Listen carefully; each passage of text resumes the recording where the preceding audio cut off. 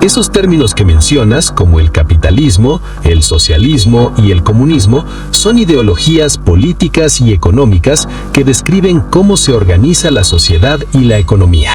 Políticas de una empresa y reglas de una empresa son la misma cosa. Oh, interesante. Entonces hemos vivido engañados porque nos han transmitido, porque en ningún momento nos dicen que los reyes o reinas son simbólicos. Los reyes actuales no pueden mandar a la horca o a ejecutar a cualquier plebeyo, ¿verdad? Ya hay una ley que está detrás. Esos términos que mencionas, como el capitalismo, el socialismo y el comunismo, son ideologías políticas y económicas que describen cómo se organiza la sociedad y la economía. ¿Cuántas ideologías políticas y económicas se desengloban en Latinoamérica?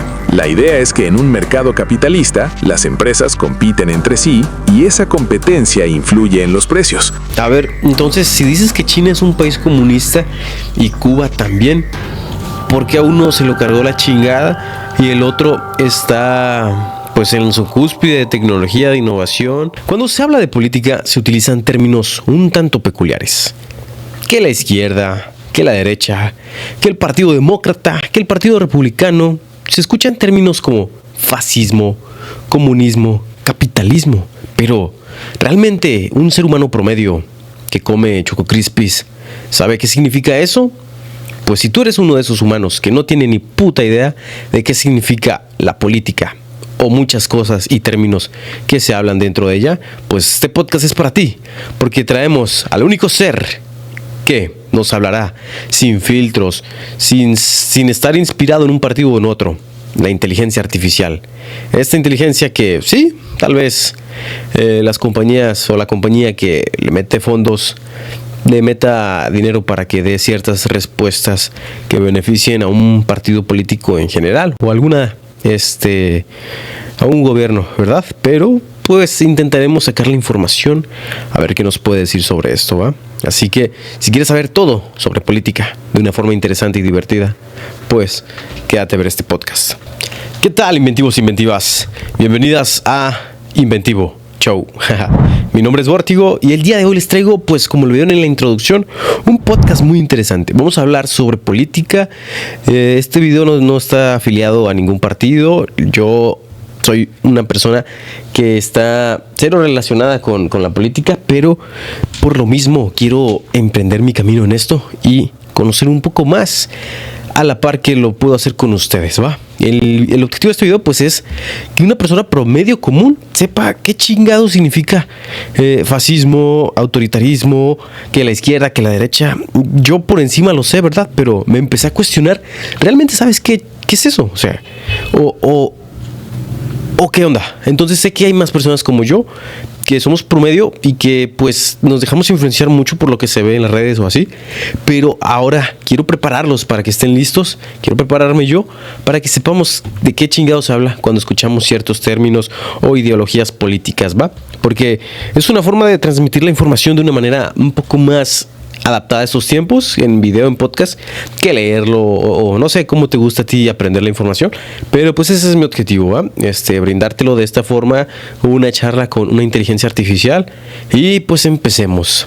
Así que, ¿qué tal, inteligencia? ¿Cómo estás aquí? Creo que te voy a llamar experto en política para retrasados. No es cierto. ¿Cómo le llamamos? Le vamos a llamar algo que se relacione con AMLO. A ver, no sé. Digo AMLO por decir Porfirio Díaz. Vamos a decirle el Porfirio Díaz artificial. Bueno, Porfi, ¿cómo estás? ¿Estás emocionado ya por esta plática? ¿Estás listo para poder enseñarnos a todos clases sobre política de una forma en la que en la universidad no nos enseñaron?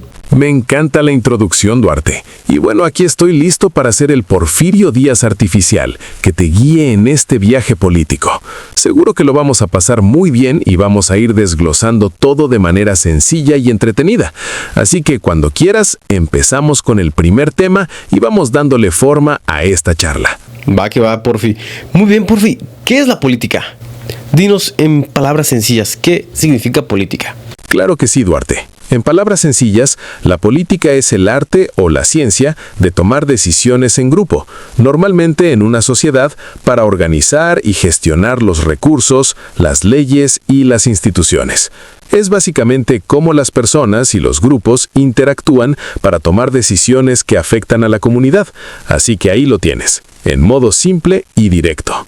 Es un grupo que interactúa para socializar, ¿o cómo? No te entendí. Exactamente. Es un grupo de personas que interactúa para tomar decisiones colectivas y de esa manera se organizan y establecen normas, políticas y leyes que guían la convivencia. Así que la política también implica esa parte de socialización y de acuerdo entre distintos grupos. Así lo vamos entendiendo mejor. ¿Qué significa la palabra política? Dinos su etimología. Claro, la palabra política proviene del griego politika, que se refiere a todo lo relacionado con la ciudad o el estado. A su vez, viene de polis, que significa ciudad-estado en la antigua Grecia. Así que, en esencia, la política se refiere a la gestión de los asuntos públicos en una comunidad o ciudad. Es un dato interesante y muy antiguo. Gestión de los asuntos públicos de una comunidad. Bueno, eso pues sí es fácil de entender, ¿no? Gestión de todos los datos. Ya me hice bolas, pero bueno, entonces viene de una raíz griega, por así decirlo, la palabra política. Eso está interesante. ¿No tiene algo relacionado con el latín o algo de eso? Exacto. La raíz principal es griega, pero también el latín tuvo su influencia. De hecho, en latín se utilizaba la palabra politica para referirse a lo mismo, y con el tiempo ambas raíces se fusionaron en las lenguas modernas. Así que aunque la raíz griega es la más fuerte, el latín también aportó su granito de arena. Todo un recorrido histórico, ¿no? Oh, muy bien, muy bien. Bueno, ¿hay distintos tipos de política o solo es una política? Buena pregunta. En realidad hay muchos tipos de política. Por ejemplo, está la política nacional, que se refiere a la gestión del país en su conjunto, la política local, enfocada en ciudades o municipios, y también la política internacional, que trata las relaciones entre países. Además, hay política económica, política social, política cultural, y la lista sigue. Así que sí, la política se ramifica en muchas áreas. La política está en todo, entonces, podríamos decirlo, ¿no? Hasta en una empresa, o sea, se utiliza el término política por lo mismo, ¿no? Porque es todo lo que desarrolla o todo lo que conlleva, no sé, las reglas de un lugar. Esa es una pregunta interesante. ¿Políticas de una empresa y reglas de una empresa son la misma cosa o qué las diferencia? Exactamente. La política está presente en todos los ámbitos, incluso en las empresas. La diferencia principal es que las políticas de una empresa suelen referirse a directrices o lineamientos generales que guían el comportamiento y las decisiones dentro de la organización.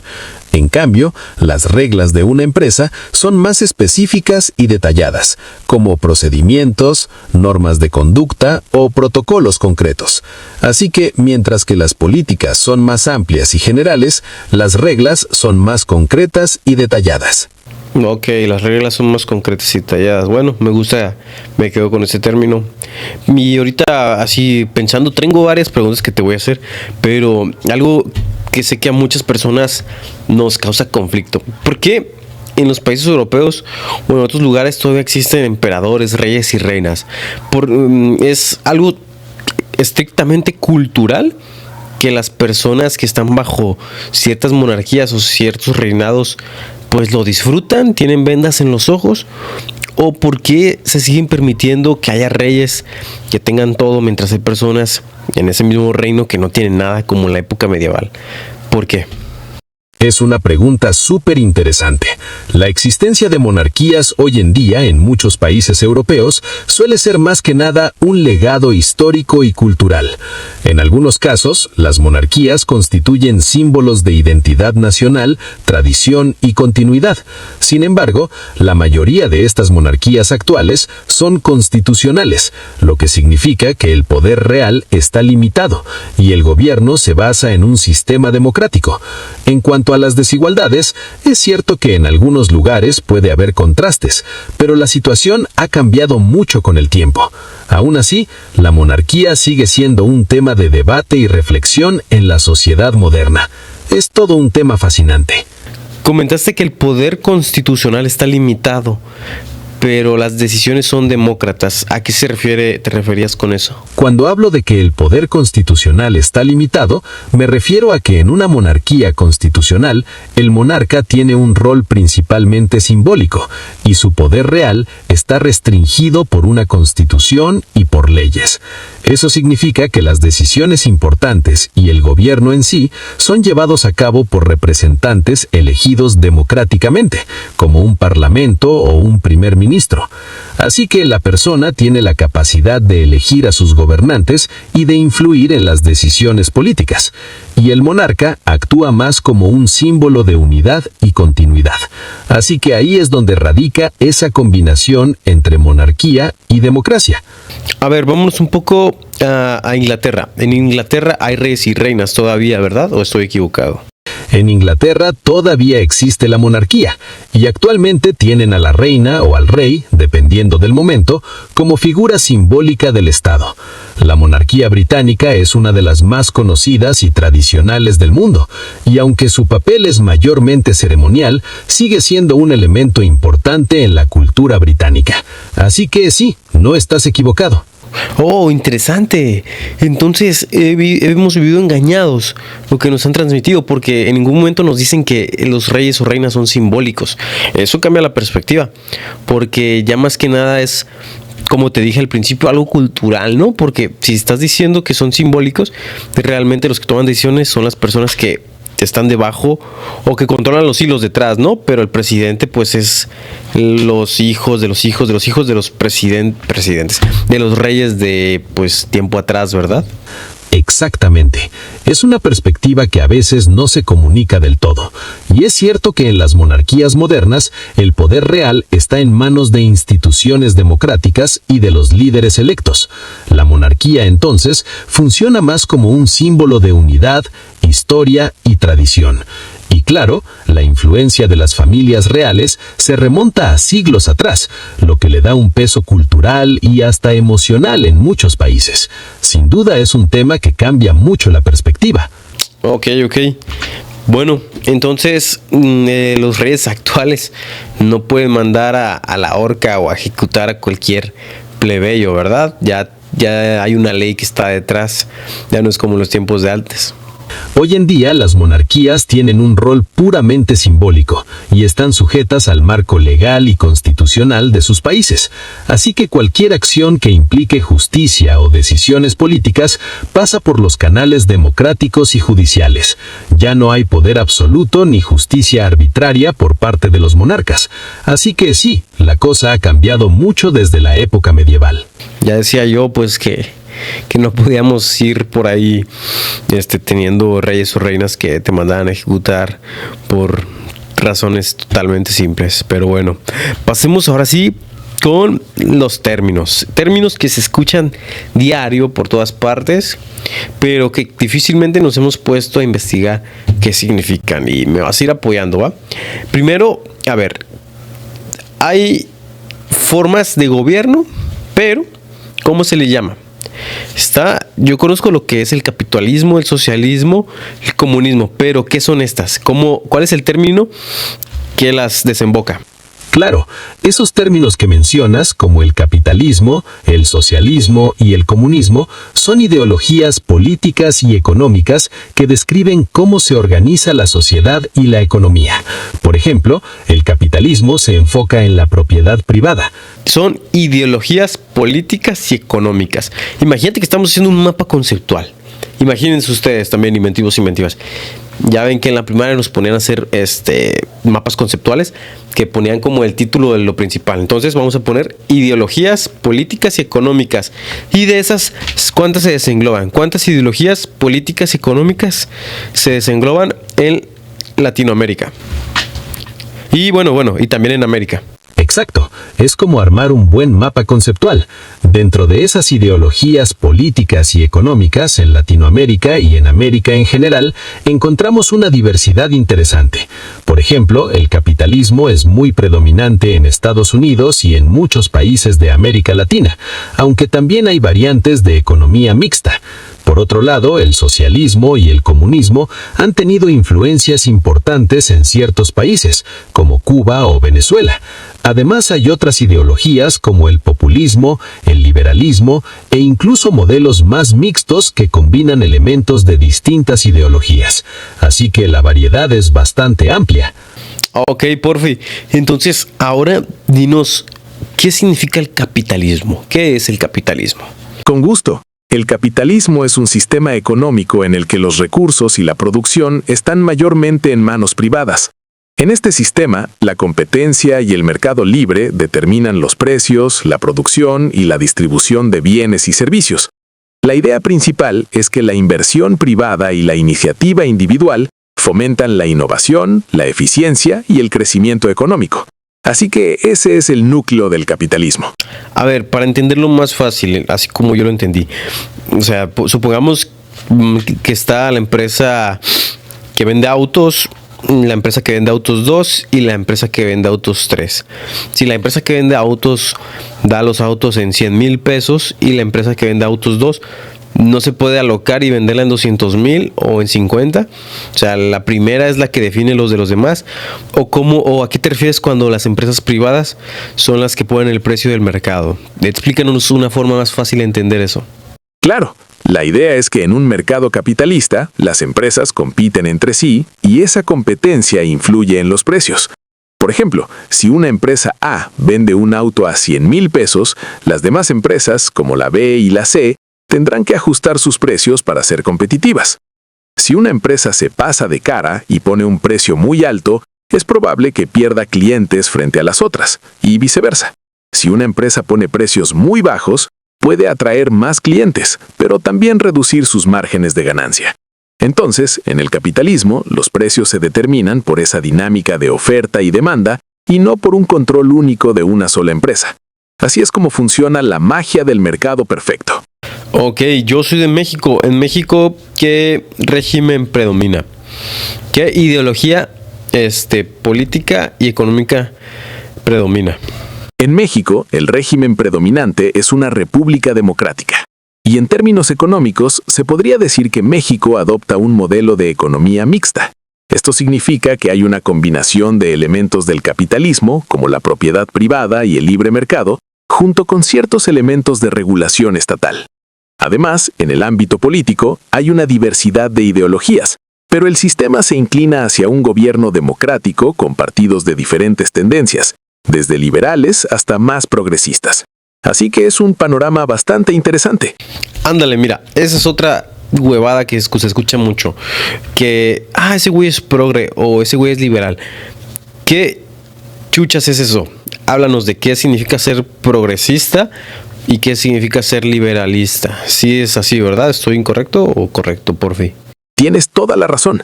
Esos términos se usan mucho y, aunque a veces se mezclan, sí tienen sus diferencias.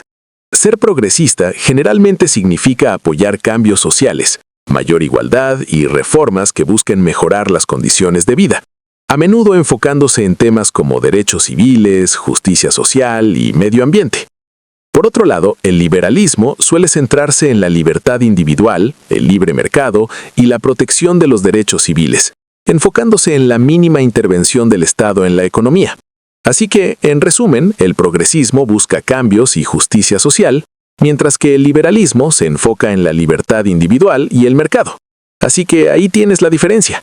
Progre se inclina por cambios y justicia social, y el liberalista por la libertad individual, dijiste. Entonces, como quien dice, las personas que tienen la ideología liberalista son personas un poco más solitarias o que opinan que todo lo puede hacer uno solo, mientras que los progresistas esperan que alguien les resuelva las cosas. O dínoslo de una forma más fácil de entender. Entiendo lo que dices. En esencia se podría ver así, aunque no es tan blanco o negro.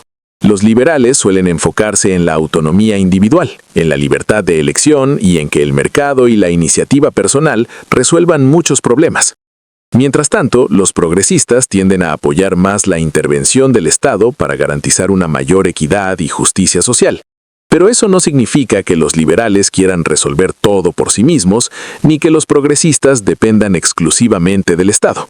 Más bien es un equilibrio entre lo individual y lo colectivo. Y cada ideología tiene su enfoque particular, pero sí es una forma más sencilla de entenderla. Ok. Sigo un poco confuso, pero a ver, explícame eso. ¿Qué es el progresismo y el liberalismo? Como si se lo dijeras a un niño de 10 años.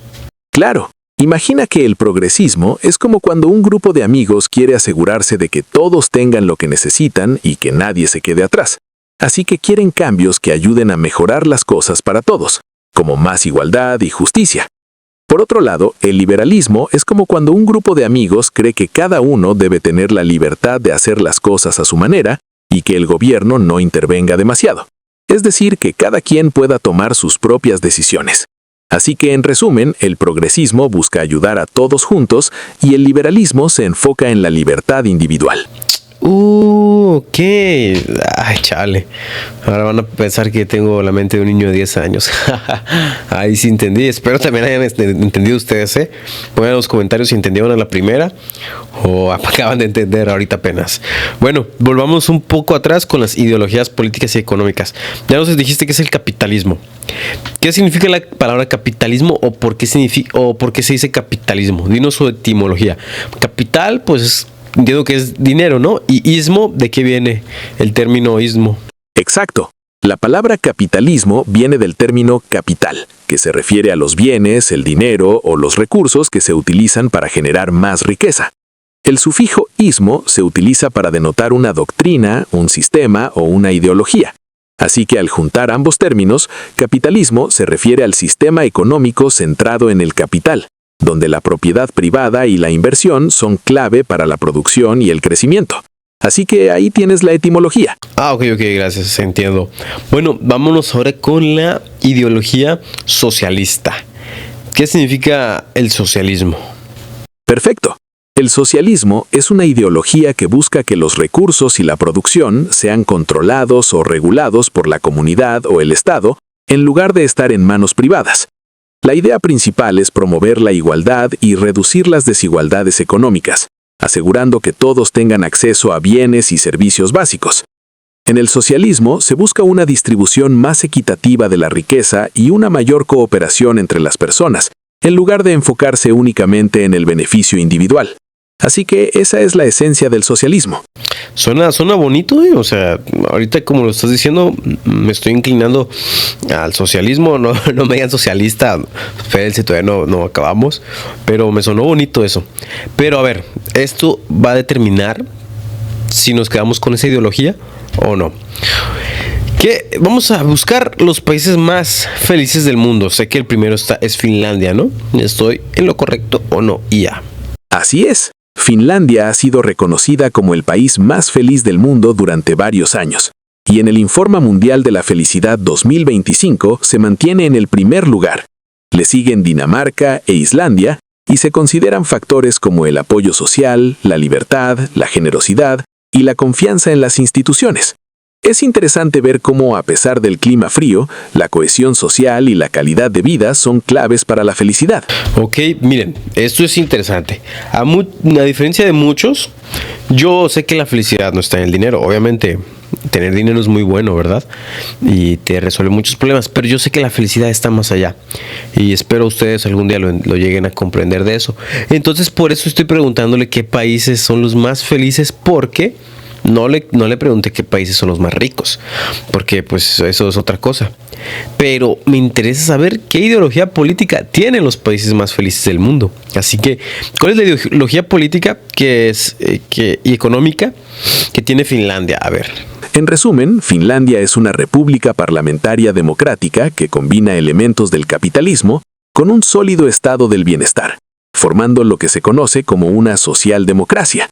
Esto significa que mientras mantiene un mercado libre, también aplica políticas de redistribución de la riqueza y servicios sociales universales.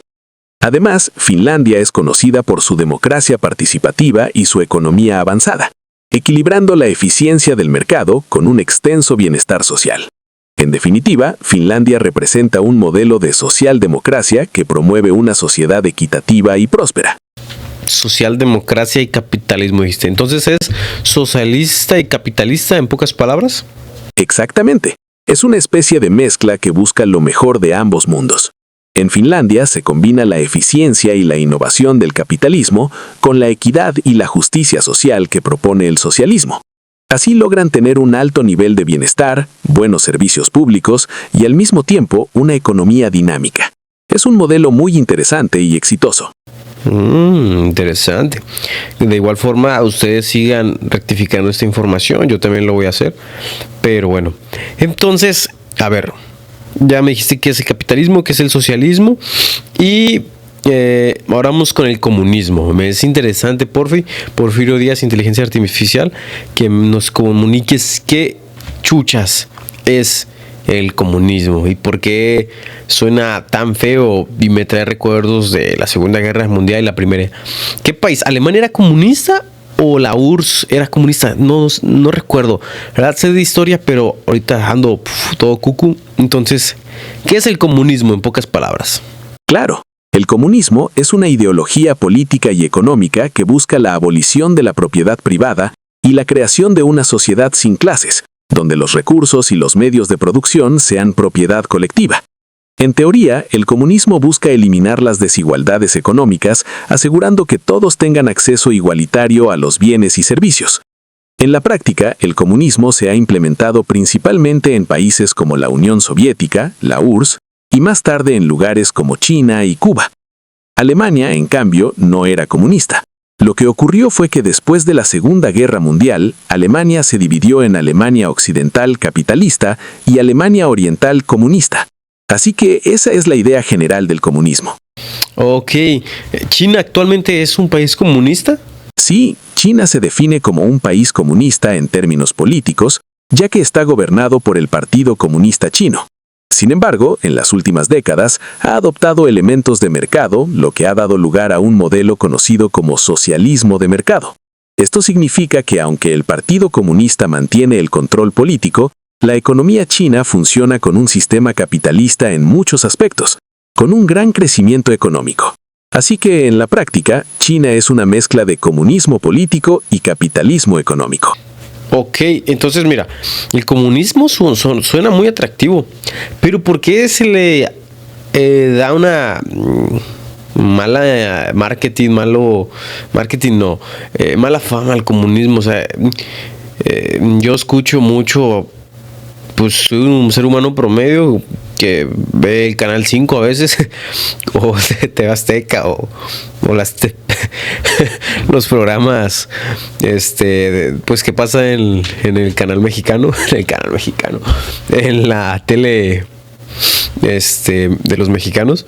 No veo tele pues casi, pero cuando están los programas se escuchan las noticias, cuando voy a casa de papás.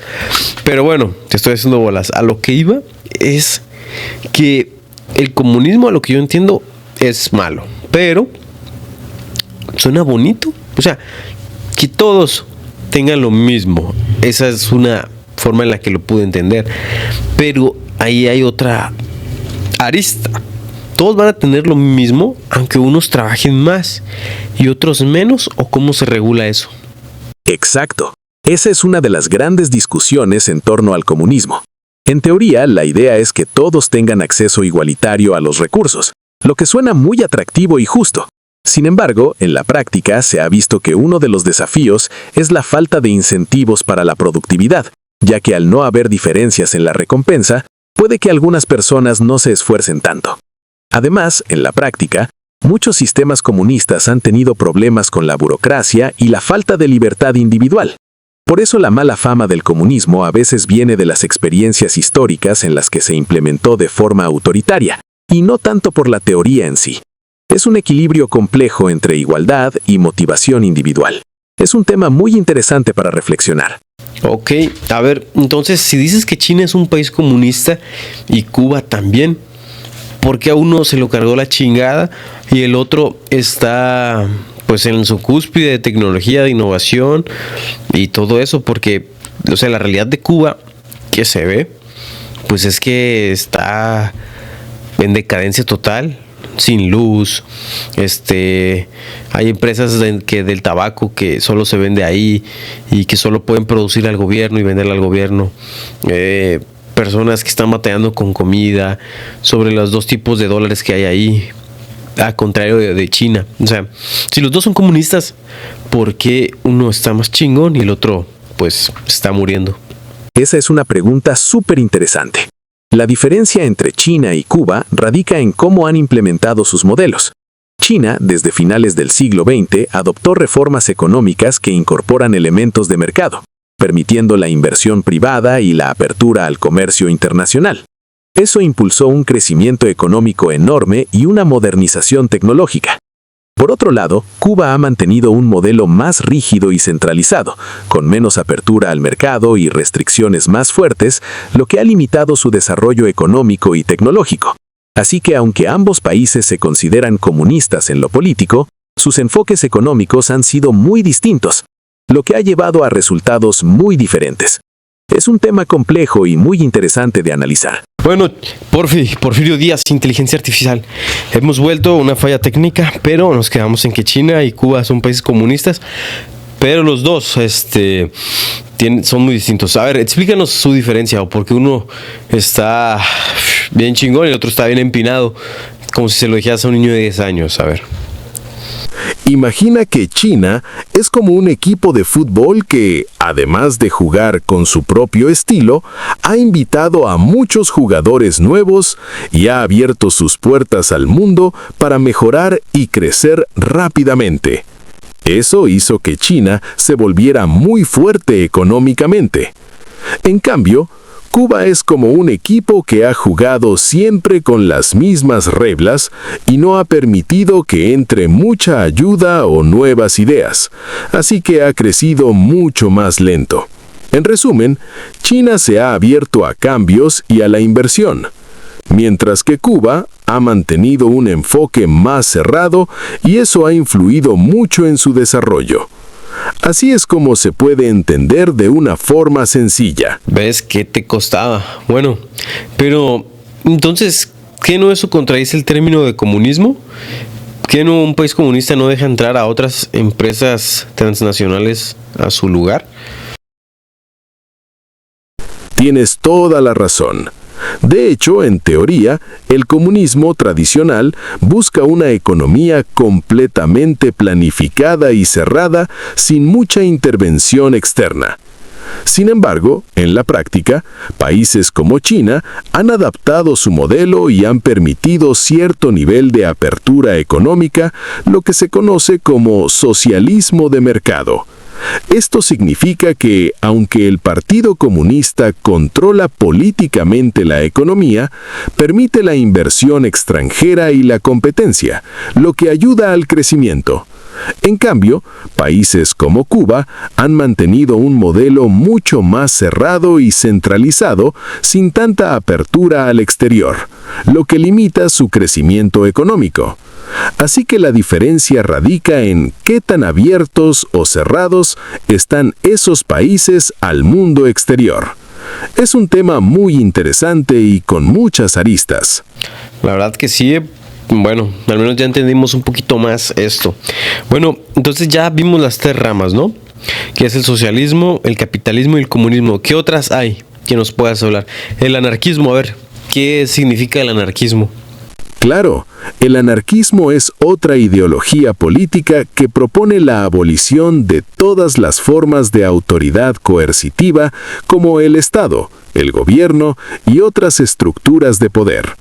La idea principal del anarquismo es que las personas pueden organizarse libremente, cooperar y autogobernarse sin necesidad de un poder central. Se enfoca mucho en la libertad individual, la igualdad y la cooperación voluntaria. Existen diferentes corrientes dentro del anarquismo, como el anarquismo individualista, el anarquismo colectivista o el anarcocomunismo. pero en general, todos comparten esa visión de una sociedad sin jerarquías impuestas.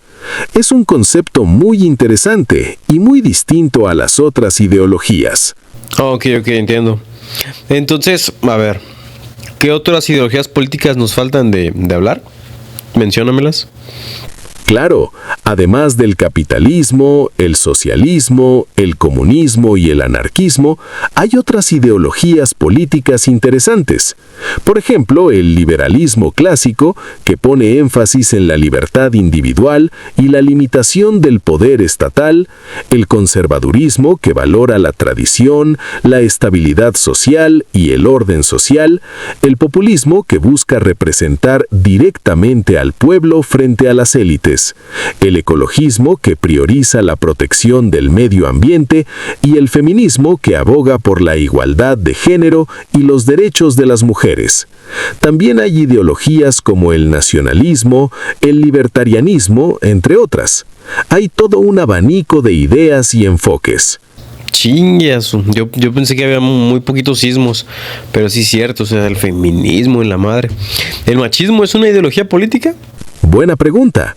El machismo en realidad no se considera una ideología política en el sentido clásico, sino más bien una actitud o un sistema de creencias que privilegia a los hombres sobre las mujeres, aunque sí puede influir en las estructuras sociales y políticas.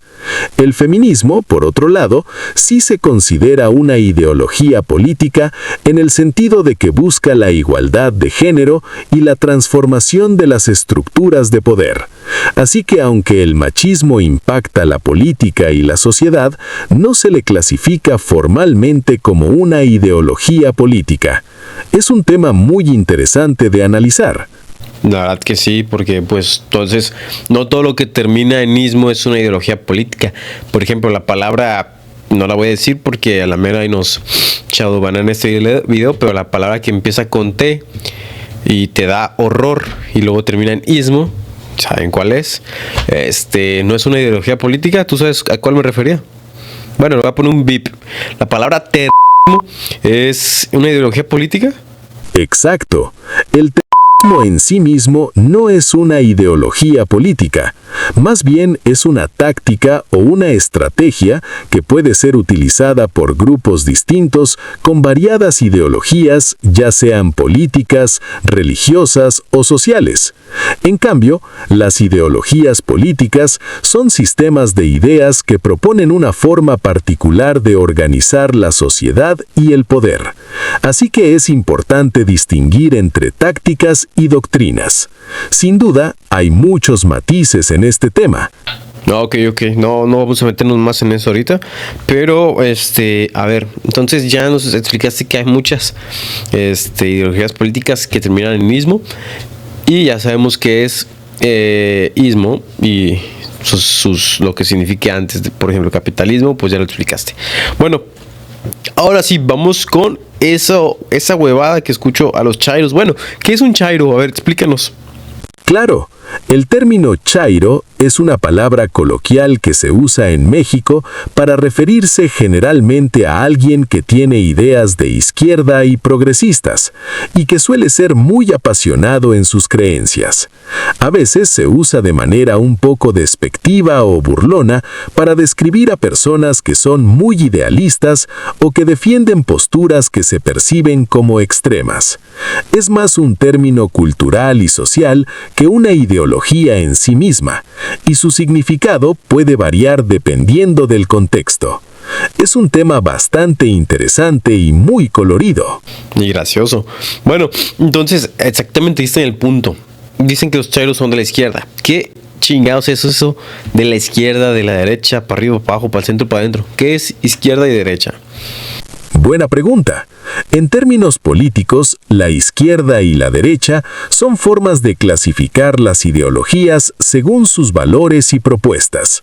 La izquierda suele enfocarse en la igualdad social, en la justicia redistributiva, en el bienestar colectivo y en la intervención del Estado para reducir las desigualdades. En cambio, la derecha tiende a priorizar la libertad individual, la economía de mercado, la propiedad privada privada y la limitación del poder del Estado. Por supuesto, estas son generalizaciones, y dentro de cada espectro hay muchas variantes y matices, así que es una forma de orientarnos en el amplio panorama político. Ok, bueno, pues ya lo vieron, está interesante. Ahora explícanoslo, como si se lo explicaras a alguien que no entiende muchas veces, aunque ya se lo hayas dicho, y ya. Claro, imagina que la política es como un gran espectro, con dos lados, la izquierda y la derecha. La izquierda, en general, quiere que todos tengan las mismas oportunidades y que el gobierno ayude a equilibrar las cosas para que nadie se quede atrás.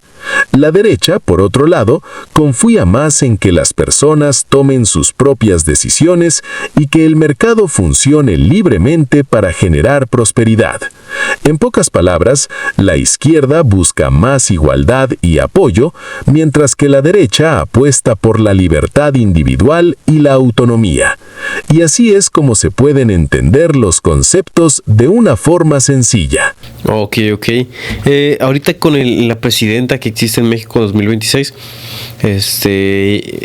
ese partido político Morena, ¿es de izquierda o de derecha? Morena, el partido que lidera la presidenta de México en 2026, se considera de izquierda democrática.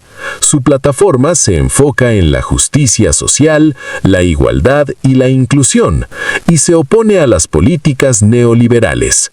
Además, promueve un modelo económico centrado en el bienestar interno, salarios justos y la libertad sindical, y apoya la diversidad cultural y el respeto a los derechos humanos. En resumen, Morena se ubica claramente en el espectro de la izquierda democrática. Ok, interesante. Bueno, ya saben, de qué investigar todo esto más, así que sigamos con el video. Me interesa también Estados Unidos. ¿Qué onda con Estados Unidos? Porque ahí siempre cuando hablamos de sus presidentes, se escucha que el presidente es republicano o demócrata. ¿Por qué en México no se escucha tanto eso? Buena observación. En Estados Unidos, el sistema político está dominado por dos partidos principales, el Partido Republicano y el Partido Demócrata, y la afiliación política del presidente se convierte en un factor central en el debate público y en la política cotidiana. En México, aunque también existen varios partidos, el sistema de partidos es más plural y a menudo hay una mayor diversidad de coaliciones y alianzas. Además, la cultura política y la historia de cada país influyen mucho en cómo se estructuran los partidos, así que es una combinación de factores. Sí, porque yo sí escucho eso, que las elecciones de Estados Unidos, que el Partido Republicano, el Partido Demócrata, y en cambio aquí en México tenemos el partido del PAN, el PRI, el Trabajo, el PT, el su puta madre. Entonces, hay un montón de partidos políticos, entonces esa era mi duda. Pero simplemente radica en que su forma de organización, o porque acá en México hay muchos y en Estados Unidos solo dos. Exactamente, gran parte de la diferencia radica en el sistema electoral y en la estructura política de cada país. En Estados Unidos el sistema electoral es mayoritario y uninominal, lo que favorece la existencia de dos partidos principales porque los votos tienden a concentrarse en esos dos grandes bloques. En cambio, en México el sistema electoral permite una mayor representación proporcional y una mayor pluralidad, lo que da cabida a más partidos políticos y coaliciones. Además, la cultura política y la historia de cada país influyen mucho en cómo se estructuran los partidos. Así que es una combinación de factores. Ok, interesante. Ahora, yéndonos un poco pensamiento mágico, imaginativo, donde todo es una utopía y chalala. ¿Cuál es la ideología política mejor para el mundo? ¿O cuál es la que se ha comprobado? Mi apuesta fue por poner de ejemplo a Finlandia. O sea, si el país más feliz del mundo es el país más feliz del mundo, pues mucho tiene que ver por su ideología política y económica también, ¿no? Entonces, esto va a que ¿el socialismo fracasa o no? Porque dijiste que Finlandia era un país socialista, pero ¿cuál es la ideología política que debería ser la mejor en el mundo? Esa es una pregunta profunda y compleja. En realidad, no hay una única ideología que sea perfecta o que funcione en todos lados por igual, ya que cada país tiene su propia historia, cultura y contexto. Sin embargo, modelos como el de Finlandia demuestran que una combinación de una economía de mercado con un fuerte estado de bienestar puede generar altos niveles de calidad de vida, equidad y felicidad. El socialismo, entendido como socialdemocracia, ha funcionado muy bien en países nórdicos porque equilibra el crecimiento económico con la justicia social.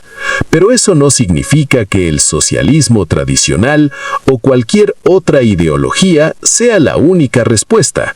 Lo ideal es encontrar un equilibrio que logre un buen balance y bienestar para la mayoría. Bueno, me interesa, acepto eso y lo comprendo. No, ando un poquito enfermo, banda, por si escuchan mi voz mormado, hasta ahorita les digo, pero sigamos platicando con Porfirio Díaz, inteligencia artificial. A esto me llega otra pregunta. ¿Cuál fue el mejor o cuál ha sido el mejor presidente de México? Espero que te sientas mejor pronto. Y sobre la pregunta del mejor presidente de México, es un tema bastante debatido y subjetivo.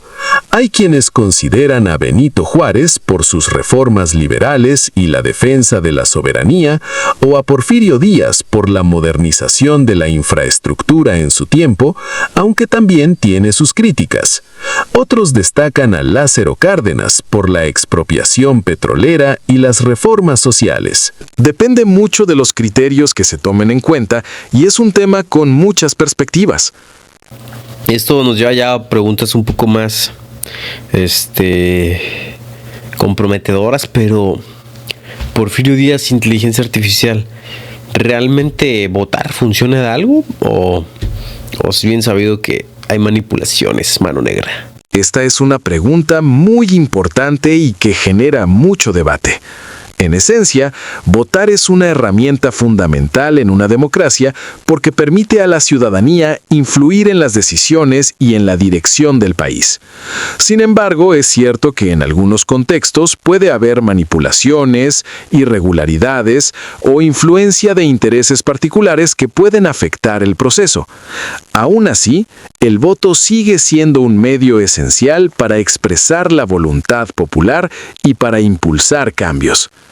La clave está en fortalecer las instituciones, en la transparencia y en la participación ciudadana para que el voto tenga un impacto real.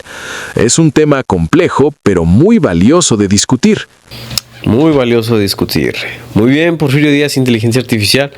Pues creo que es todo lo que te quería preguntar. Si surgen más dudas, pues tal vez hacemos una parte 2, ¿qué te parece? Y nos traemos a Emiliano Zapata, inteligencia artificial, que nos diga que luchemos por las tierras y el pueblo. Así que bueno, da lo que le quieras decir a nuestra audiencia, despídete de una forma agradable y pues relacionado con el tema, ¿todo bien? Me parece genial y claro que sí podemos hacer una parte 2 en el futuro con Emiliano Zapata virtual incluido. Ha sido un gusto platicar de todos estos temas tan interesantes y profundas. Espero que nuestra audiencia haya disfrutado la charla y que haya quedado con un panorama más claro y enriquecedor. Así que nos vemos la próxima y sigamos cuestionando, aprendiendo y construyendo juntos. Un abrazo y hasta la próxima. Un abrazo, muchas gracias. Bueno, amigos, pues ya lo tuvieron aquí. Tuvimos a Porfirio Díaz, inteligencia artificial. Nos comentó un poquito sobre la política y espero pues se hayan resuelto algunas dudas, ¿no? La verdad que es un tema demasiado amplio y demasiado complejo. Yo me confundí varias veces. Entonces, pues sé que este video no solo te hará saber todo, ya ser un experto, ¿no? Es para que abras tu curiosidad y busques por tu propia cuenta más sobre esto que es la política. Por mi parte ha sido todo. Recuerden rectificar la información. Esta es una forma visual y entretenida de aportar información. Entonces, pues no todo lo que se escuche aquí o se diga es real. Así que está en ustedes que investiguen. Y quiero que pongan en los comentarios qué ideología política es la mejor y por qué. Vamos a ver quién tiene pues más likes y eso, y pues lo analizamos. Será interesante, ¿no? Ver distintas formas de pensar y así enriquecerse uno mismo cada vez más. Por mi parte ha sido todo y nos vemos en estos días en otro inventivo muy XT. Así que, bye.